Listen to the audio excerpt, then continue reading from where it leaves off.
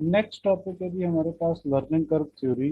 Learning curve theory एक important topic है और ये रेलेवेंट है लेबर आवर्स के साथ, लेबर के साथ, वर्क फोर्स के साथ, स्पेशलाइज्ड वर्क फोर्स के साथ, मैन पावर के साथ। बेसिकली लर्निंग कर्व थ्योरी का कॉन्सेप्ट ये कहता है कि जब भी कभी हम एक काम को बार बार परफॉर्म करते हैं तो हम उसके स्पेशलिस्ट हो जाते हैं। आप फॉर एग्जांपल एक टेबल बनाएं, तो जब आप दूसरी टेबल बनाएंगे तो आप कम टाइम लेंगे। जैसे आप एक क्वेश्चन सॉल्व करते हैं बैलेंस शीट का, या स्टेटमेंट ऑफ कॉम्प्रिहेंसिव इनकम और स्टेटमेंट ऑफ फाइनेंशियल पोजीशन का, तो पहली मर्तबा में आपने जितना टाइम कंज्यूम किया था दूसरी मर्तबा में उससे कम टाइम लगेगा, थर्ड टाइम में उससे भी कम टाइम लगेगा, क्योंकि आपका लर्निंग कर्व इम्प्रूव होता जा रहा है, अंडरस्टैंडिंग बढ़ती जा रही है। तो इसी तरह मैन पावर या लेबर भी जब भी एक काम बार बार परफॉर्म करती है तो उसका लर्निंग कर्व इम्प्रूव होता जाता है। जब उसका लर्निंग कर्व इम्प्रूव होता जाएगा तो एज अ रिजल्ट वो कम टाइम कंज्यूम करेगी। जब कम टाइम कंज्यूम करेगी या तो उसकी प्रोडक्टिविटी बढ़ जाएगी, और या फिर कंपनी का खर्चा कम हो जाएगा। प्रोडक्टिविटी बढ़ने से मतलब क्या हुआ? क्या वो 8 घंटों में ज़्यादा यूनिट बनाएगी, और या फिर कंपनी ने जितने यूनिट्स बनवाने हैं बस उतने यूनिट बनवाने के बाद लेबर को ऑफ दे देगी, जिससे कंपनी अपने लेबर कॉस्ट के पैसे बचा लेगी। Learning curve theory applies to the situation where the workforce as a whole improves in efficiency with experience. Productivity बढ़ गई means efficiency बढ़ गई, time to produce next unit जो है वो कम हो गया। Learning effect or learning curve effect describes the speeding up of a job with the repeated performance। अब स्पीड अप क्यों हुई है? क्योंकि हम एक ही काम बार बार परफॉर्म करी जा रहे हैं। तो जब भी कभी हम एक जॉब या एक काम बार बार परफॉर्म करेंगे तो हमारी परफॉर्मेंस जो है वो बेहतर हो जाएगी या स्पीड अप हो जाएगी। When new working practices or products are introduced, theories that as a workforce gain experience in a task, it will come to perform the task quicker। जैसे जैसे आपका लर्निंग कर्व बढ़ता जाएगा तो आप काम जल्दी कंप्लीट करना शुरू कर देंगे या आपको कम टाइम कंज्यूम करेंगे। This means that labour cost and variable overheads will be lower in the last period of production. इससे होगा ये कि हमारी जो लेबर कॉस्ट है और जो हमारे वेरिएबल ओवरहेड्स हैं वो कम हो जाएंगे। जैसे मैंने आपसे कहा कि हर जब अगला यूनिट कम टाइम प्रोड्यूस कंज्यूम करेगा तो हमारी लेबर कॉस्ट जो है वो फॉल कर देगी। Then when the new product or production techniques is introduced, और जब तक के हम कोई ऐसी नई प्रोडक्ट इंट्रोड्यूस ना करवा दें तो फिर उसको लेबर को लर्न करने के लिए टाइम चाहिए, या कोई नई प्रोडक्शन टेक्निक्स इंट्रोड्यूस ना करवा दें जिसको लर्न करने के लिए लेबर को टाइम चाहिए हो। इसके बाद आता है जी कंडीशंस रिक्वायर्ड। लर्निंग कर परफॉर्म कहाँ कहाँ करेगा या किन कंडीशंस में करेगा। The theory of the learning curve will only hold if the following conditions apply. पहली कंडीशन तो है ही यही कि आप जो भी काम कर रहे हैं एक तो वो मैनुअली कर रहे हैं या उसमें मैक्सिमम पोर्शन मैनुअल है, और दूसरी बात ये है कि वो नेचर ऑफ जॉब रेपिटेटिव है। There must be a significant manual element in the task is being performed। दूसरा क्या है? इट मस्ट बी रिपीटेटिव, बार बार वही काम हमने परफॉर्म करना है। Production must be an early stage at an early stage, so there is a room for improvement. और अभी आपकी प्रोडक्शन स्टार्ट हुई है, इसलिए इस पॉइंट ऑफ टाइम पर ही आप आइडेंटिफाई कर सकते हैं कि कहीं पर कोई इनएफिशिएंसी और गैप है, तो उसको हमने कैसे फिल आउट करना है। There must be consistency in the work force, और वर्क फोर्स में एक कंसिस्टेंसी होनी चाहिए। वर्क फोर्स में कंसिस्टेंसी का मतलब है कि वर्क फोर्स जो है वही रहेगी, लेबर टर्नओवर नहीं होगा, क्योंकि नए लोग आएंगे तो उन्हें तो फिर ठीक काम सीखने में टाइम चाहिए होगा। इसलिए पुरानी लेबर ही रहेगी, वही कंसिस्टेंटली परफॉर्म करती जाएगी। there must be there must not be extensive breaks in production, और प्रोडक्शन में किसी किस्म के भी ब्रेक्स नहीं होने चाहिए। और workers will forget the skills, और ग्रेजुअली क्या होगा कि जिस तरीके से काम को बार बार परफॉर्म करके लोगों की लर्निंग कर्व इम्प्रूव होता है, इसीलिए एक तरह से अगर बार बार ब्रेक डाउन आता जाएगा तो फिर लेबर की जो स्किल्स है वो वीक हो जाएंगी और लेबर अपने स्किल्स के लेवल पर या एक अच्छे लेवल पे परफॉर्म नहीं कर सकेगी। Work force must be motivated. Work force का मोटिवेटेड होना, सीखने के लिए उनके अंदर एक स्पार्क होना भी बहुत जरूरी है। बेशक nature of the job repetitive है, लेकिन क्या वर्क फोर्स विलिंग है उस रेपिटेटिव नेचर ऑफ जॉब को लर्न करने के लिए, या उनके एटीट्यूड में अनविलिंगनेस है। इसके बाद आता है जी learning rate and the learning effect. Where a learning curve applies there is a learning rate and a learning effect. The learning rate is expressed as a percentage value such as 80% learning curve। अच्छा, अब ये बात समझें कि इसका मतलब क्या है। इसका मतलब ये है कि 20% से टाइम कम हो जाएगा। टोटल परसेंटेज हमेशा क्या होगी? टोटल परसेंटेज हमेशा होगी 100%। अगर लर्निंग कर्व कह रहा है कि लर्निंग कर्व रेट इज 80%, तो 20% से टाइम रिड्यूस हो जाएगा। 80% से टाइम रिड्यूस नहीं होना। मतलब क्या हुआ कि जब मैंने पहले से दूसरा यूनिट बनाया, तो दूसरा यूनिट बनाते ही पहले यूनिट के मुकाबले में मेरा टाइम 80% पे आ गया। मैंने पहला यूनिट बनाया 10 घंटों में, तो दूसरा यूनिट बनेगा 10 घंटों के 80%, 8 घंटों में। अब मैं दूसरे से चौथे यूनिट पे गया, तो अब 8 घंटों का 80%, 6.4 यूज होगा। अब आपने ये सवाल पूछना है कि सर तीसरा यूनिट कहाँ गया? तो तीसरे यूनिट पे भी लर्निंग कर्व अप्लाई होगा, लेकिन 80% से अप्लाई नहीं होगा। लर्निंग कर्व की करेक्टरिस्टिक ये है कि ये जो लर्निंग रेट दिया होता है, ये फुली एप्लीकेबल होता है उस वक्त जब एक्टिविटी लेवल डबल होती है।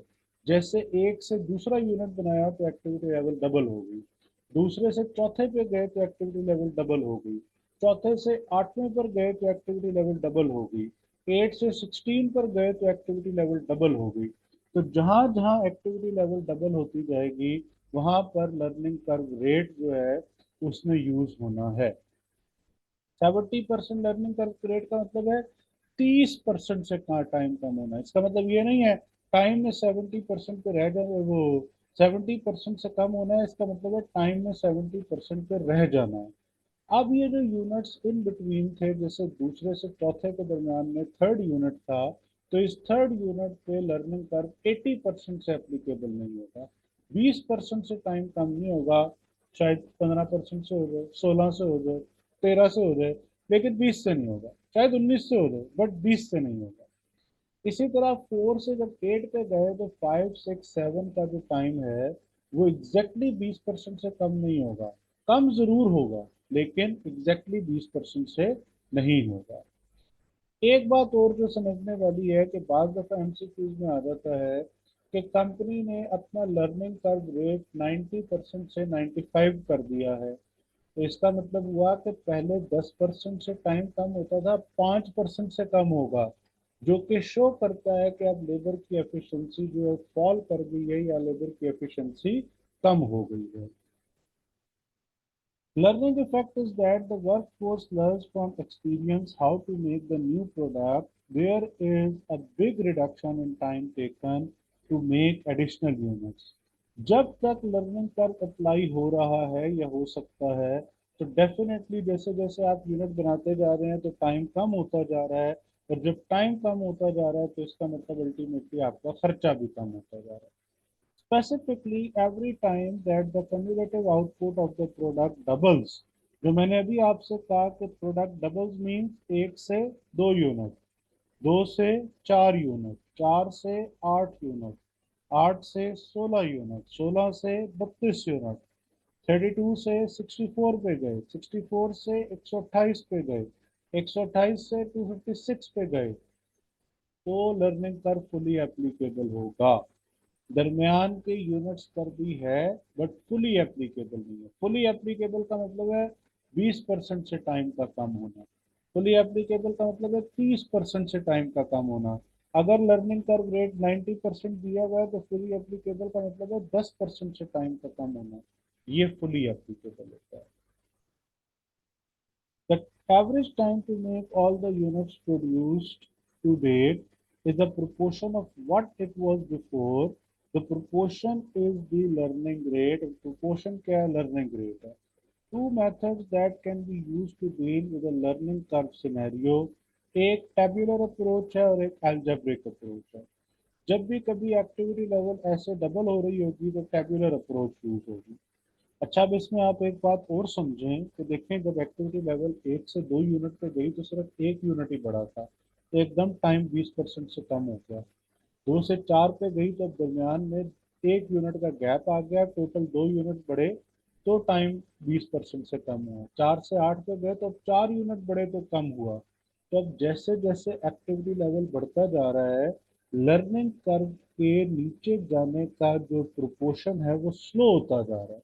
128 से जब 256 पे पहुंचेंगे, 128 से जब 256 पे पहुंचेंगे, तो लर्निंग कर्व फुली 20% एप्लीकेबल होगा या 30% एप्लीकेबल होगा. तो इसका मतलब क्या हुआ कि आप जैसे जैसे यूनिट बढ़ते जाएंगे लर्निंग कर्व स्लो होता जाएगा. मीन्स ये कि हम शुरू में एकदम चीज को सीख लेते हैं, काम को सीख लेते हैं, स्किल डेवलप कर लेते हैं, लेकिन उसका मतलब ये नहीं होता कि हमें ड्यू टाइम नहीं देना पड़ता उस काम को परफॉर्म करने के लिए. हमें बहरहाल उस काम को परफॉर्म करने के लिए ड्यू टाइम जो है वो देना पड़ेगा. टेबुलर अप्रोच इस तरह की जब सिचुएशन होती है तो यूज की जाती है, और अलजेब्रिक अप्रोच एक फार्मूला है, वो मैं आपको एग्जांपल से समझाता हूँ कि वो कैसे यूज होगा. टेबुलर अप्रोच क्या कहती है जी? Every time the cumulative output doubles. Cumulative output doubles आपको बता दिया, 1 से लेके 2, 2 से लेके 4, 4 से 8, 8 से 16, 16 से 32 and so on. The average production time is X percentage of what was before. पहले यूनिट का टाइम 10 घंटे है तो दूसरे का 80% हो गया. दूसरे का 8 घंटे है तो चौथे का उसका 80% हो गया. वो 6.4 आया तो 8 यूनिट का अब 6.4 का 80% हो गया, and so on. Where the X is the learning curve rate. Tabular approach, 80% learning curve rate, where 80% learning effect occurs. Cumulative average time required per unit of output is reduced to 80% of the previous cumulative average time when output is doubled. The first unit of the output of a product requires 100 hours. पहले unit के 100 घंटे चाहिए. अब ये बात याद रखें कि लर्निंग कर्व कभी ये नहीं कहता average cost, average hours per unit hour, या वो ये नहीं कहेगा labour will take 4 hours to produce 1 unit. वो कहेगा time to produce 1 unit, first unit. Learning curve हमेशा फर्स्ट यूनिट से शुरू होगा कि पहला यूनिट कितने घंटों में बनेगा, क्योंकि उसे पता है कि दूसरे यूनिट पे ही लर्निंग कर्व अप्लाई हो जाना है. Once again, learning curve does not say average hours per unit or time to produce 1 unit. It always says time to produce first unit. पहला यूनिट कितनी देर में बनेगा. And 80% learning curve applies. The production time would be. अब हमने कहा कि cumulative number of units, हमने कहा टोटल नंबर ऑफ यूनिट्स हमारे पास 8 हैं. पहला यूनिट 1 घंटे में बना तो 1 into 100 is equal to, sorry, पहला यूनिट 100 घंटे में बना तो 1 into 100 100 आ गए. पहले यूनिट के कोई इंक्रीमेंटल आवर्स नहीं होते, ये 100 ही इंक्रीमेंटल आवर्स हैं, और ना कोई कम्युलेटिव होते हैं. कम्युलेटिव तो बस ये 100 आ गया आपके पास. दूसरे यूनिट में पहुंचे तो क्या हुआ, दूसरे यूनिट पे पहुंचे तो अब पहले 8 का 80% आ गया. पहले यूनिट के 100 आवर्स का 80% आ गया, जो कि 80 घंटे है. अब 80 घंटों को 2 यूनिट से मल्टीप्लाई किया तो 160 आ गए. अब पहली मर्तबा यूनिट बढ़े हैं कितने? 1 यूनिट. कैसे? पहले 1 यूनिट बनाया था, अब 2 बनाए हैं, तो 2 - 1 1 यूनिट बढ़ा है. इंक्रीमेंटल आवर्स, पहले यूनिट का टाइम था 100 घंटे और 2 यूनिट्स बनाने का टोटल टाइम है 160 घंटे. तो 160 - 100, इसका मतलब क्या है कि ये 60 घंटे सिर्फ सेकंड यूनिट का टाइम है. फिर एक्टिविटी लेवल 2 से 4 पे गई तो अब इस 80 का 80%, 64 आवर्स आ गए. Multiplied by what? 4 यूनिट्स, 256 हो गए. अब इंक्रीमेंटल यूनिट्स कितने हुए, पहले 2 यूनिट्स थे और अब 4 हो गए, तो 4 - 2 इंक्रीमेंटल यूनिट्स 2 हुए। और इंक्रीमेंटल आर्स कितने हुए, पहले 2 यूनिट्स के टोटल आर्स थे 160, अब 4 यूनिट्स के 100 टोटल आर्स हो गए 256, तो 256 - 160। फिर यूनिट बढ़ के चले गए 4 से 8 पे, तो अब इस 64 का 80%, 51.2 हो गया। 51.2 इंटू वाट, इंटू 8, तो टोटल आवर्स कितने बने, 409.6। इंक्रीमेंटल यूनिट्स कितने हुए, 4 से बढ़ के 8 हो गए, 8 - 4। और आवर्स 256 से बढ़ के 409.6 पर ये 409.6 पे चले गए हैं। अब 409.6 - 256, तो 153.6 आपके पास क्या आ गए हैं, इंक्रीमेंटल आ गए हैं। ये टेबुलर अप्रोच है। इसी तरह अगर 16 यूनिट्स होते तो फिर आप 51.2 का 80% लेते, फिर उसे 16 से मल्टीप्लाई करते, फिर इंक्रीमेंटल 16 - 8 यूनिट्स लेते, और इंक्रीमेंटल आवर्स के लिए जो भी 16 यूनिट के टोटल आवर्स आते उसमें से 409.6 माइनस कर देते। तो दिस इज टेबुलर अप्रोच। अब आती है जी algebraic approach. Algebraic approach use की जा सकती है किसी भी नंबर ऑफ यूनिट्स के आप एवरेज और टोटल आवर्स कैलकुलेट करना चाहते हैं, आप अलजेब्रिक अप्रोच यूज करके कर सकते हैं। ये कहता है जी कि y is equal to A X raise to power b use करना। y का मतलब होता है average hours per unit to produce x amount of units, जितने भी यूनिट्स आपने बना रहे हैं उसका average hours per unit y से डिनोट होगा। ए है time to produce first unit जो क्वेश्चन में प्रोवाइडेड होगा। एक्स है नंबर ऑफ यूनिट्स, वो भी बताएगा कि किस एक्टिविटी लेवल की बात हो रही है। बी है log of learning curve divided by log of 2, ये आप कैलकुलेटर से कैलकुलेट करेंगे। और जो वैल्यू आती है इसकी वो आम तौर पे माइनस में और आगे डेसिमल्स में चल रही होगी, सपोज 520 या कोई भी वैल्यू हो सकती है, लेकिन माइनस और फिर डेसिमल्स होंगे। L R means learning curve rate जो कि डेसिमल्स में हो लेना है आपने। 80% है तो जब भी कभी कोई चीज़ परसेंटेज में है तो उसको डेसिमल्स में कन्वर्ट करना है, क्योंकि हमने आगे उसे किसी और चीज़ से मल्टीप्लाई या डिवाइड करना होता है, तो आप उसको फौरन ही डेसिमल्स में कन्वर्ट करते हैं। अब इसका फार्मूला क्वेश्चन देखें जी।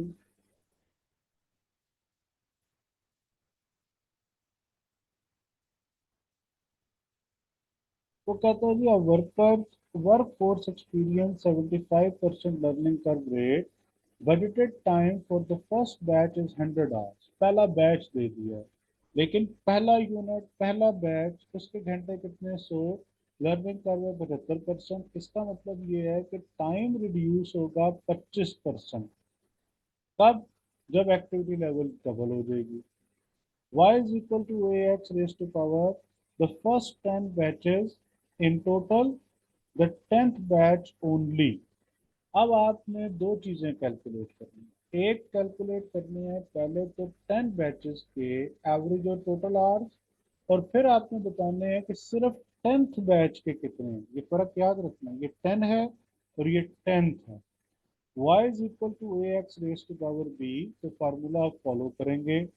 y is equal to time for the first batch is 100, x is what, 10, raised to power what, raised to power learning curve rate divided by 2, log 0.75 divided by log 2।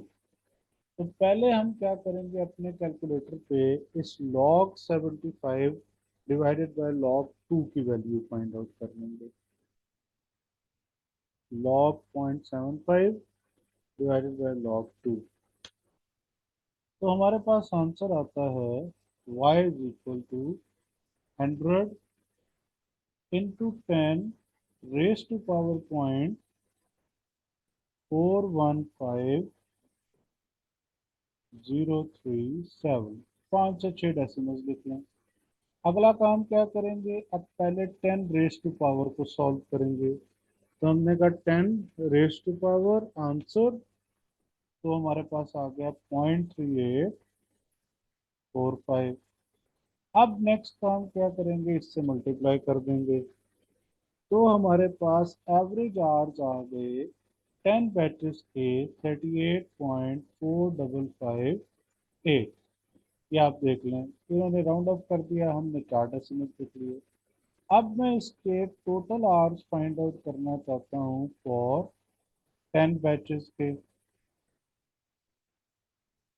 तो ये जो average time आया है, इसको मैं multiply by 10 कर देता हूँ। 384.55। ये आ गई थी average hours for the 10 batches. अब का टेंथ, टेंथ के लिए क्या करना पड़ेगा, एवरेज आवर्स फॉर 10 बैचेस तो आ गए, अब इससे एक यूनिट पीछे जाना पड़ेगा, एक बैच पीछे जाना पड़ेगा। तो पीछे जाने का मतलब क्या हुआ कि 9 बैचेस की वर्किंग करनी पड़ेगी। तो y is equal to 100 into 9 raise to power, अब आपको लर्निंग इंडेक्स पता चल गया। तो फिर आपने क्या किया, आप ये कर सकते हैं कि जब पता चल गया तो y is equal to 100 into 9 raise to power 0.415037 0.40174 multiply कर दें 100 के साथ, तो 40.174। ये आपके पास आ गए आपके एवरेज आवर्स 9 बैचेस के, मींस पर बैच। फिर 9 से मल्टीप्लाई करके टोटल आपने कैलकुलेट कर लिए कि 9 बैचेस के टोटल घंटे कितने हैं, 361.60 हैं। और 10 बैचेस के टोटल घंटे कितने हैं, 384.58 है। 10 बैचेस के टोटल घंटों में और 9 बैचेस के टोटल घंटों में जो डिफरेंस है, वो है basically time to produce 10th batch. तो इसे कहेंगे जी हम अलजेब्रिक अप्रोच। इसके बाद आता है जी स्टीडी स्टेट।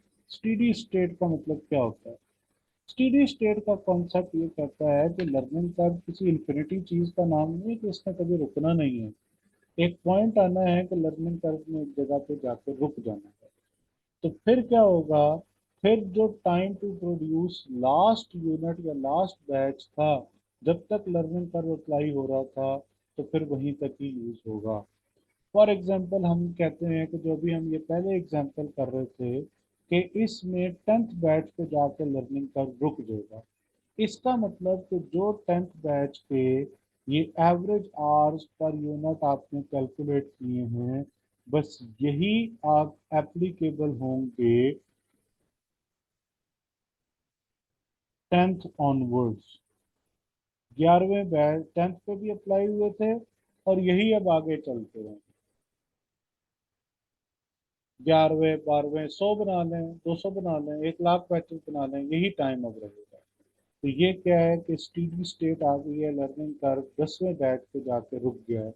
तो जब भी कभी स्टीडी स्टेट का सवाल आएगा, तो पहला स्टेप क्या है कि वो जगह जहाँ पे लर्निंग कर्व रुका है, पहले तो उसके एवरेज और टोटल आवर्स ले लें, फिर उससे एक एक्टिविटी लेवल पीछे जाके एवरेज और टोटल आवर्स ले लें। सॉरी, मेरे से मिस्टेक हो गई है, ये वाला टाइम जो डिफरेंस लेने के बाद आया है, ये वाला टाइम एप्लीकेबल होगा 10th ऑनवर्ड।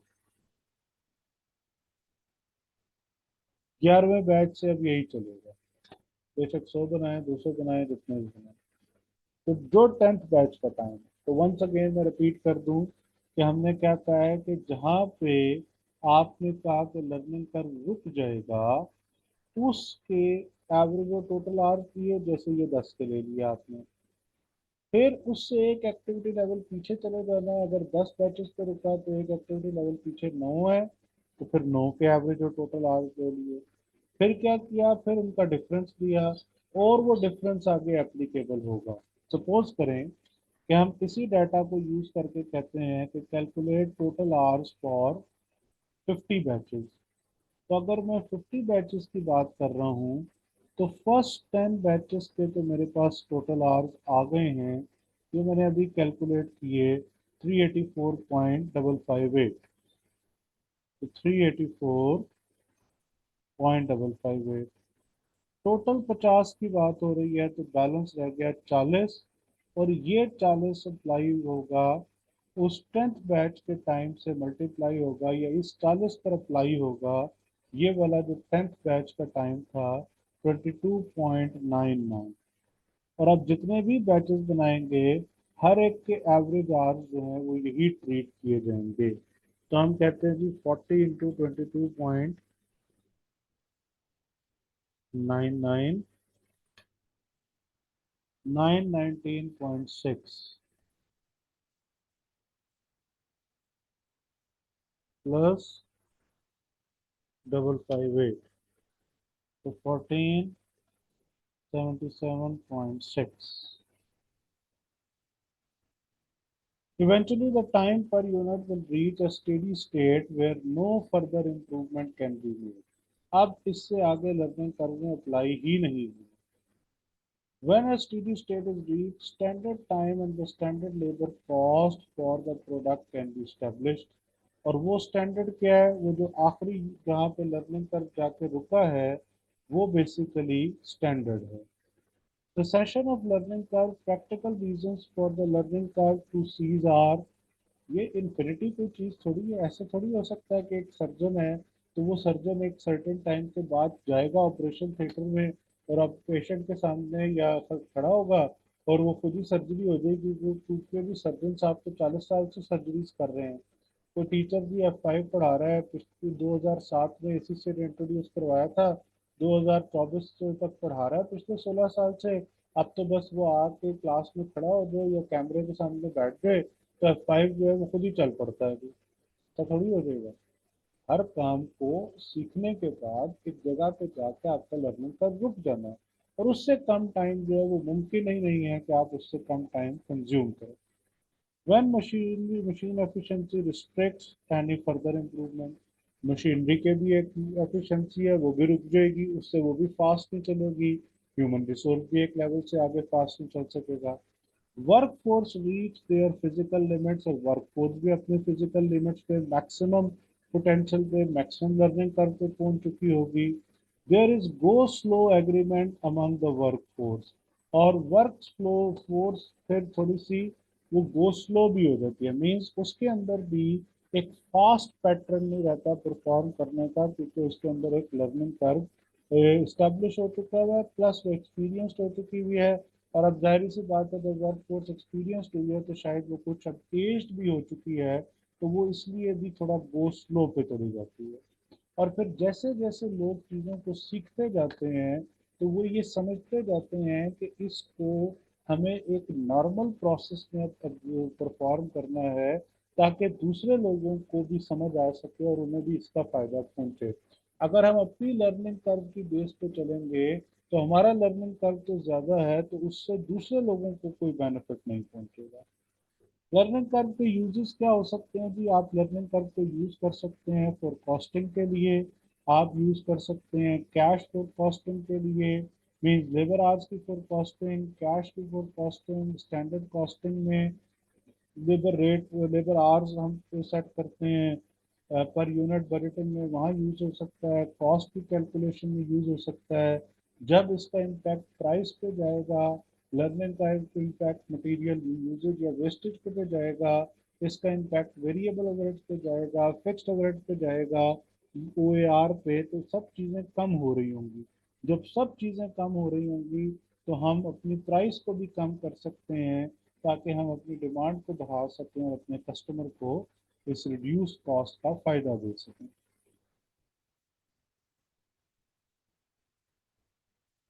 प्रॉब्लम्स क्या होती हैं जी, we may not be able to calculate a rate. एक रेट डिटरमिन करना आसान नहीं है। ये हम अपने ट्रेंड्स की बेसिस पर बहुत सारे वर्क फोर्स को देख के, अपनी डिफरेंट वर्क फोर्स की स्पेशलिटीज को देख के एक स्टैंडर्ड टाइम या लर्निंग कर्व रेट डिटरमिन कर लेते हैं, लेकिन अगेन हर एक पे इक्वली एप्लीकेबल नहीं है। शायद कोई ज़्यादा शार्प हो तो जल्दी सीख ले, कोई दूसरा कम शार्प हो वो इस लर्निंग के रेट से भी स्लो चल रहा हो। तो ये एक असेसमेंट है, एक्यूरेसी इसमें नहीं आप ढूंढ सकते। We may not know when production has reached steady state, ये बहुत मुश्किल है कि आप पहले से कहें जी कि इस लेवल पे पहुंच के स्टेडी स्टेट आ जाएगा, मुमकिन नहीं है। हाँ ये हो सकता है कि उस काम को परफॉर्म करते रहे और जब एक स्टेज पे जाके टाइम कांस्टेंट हो जाए तो अब आपको पता चल गया है कि ये स्टीडी स्टेट आ गया।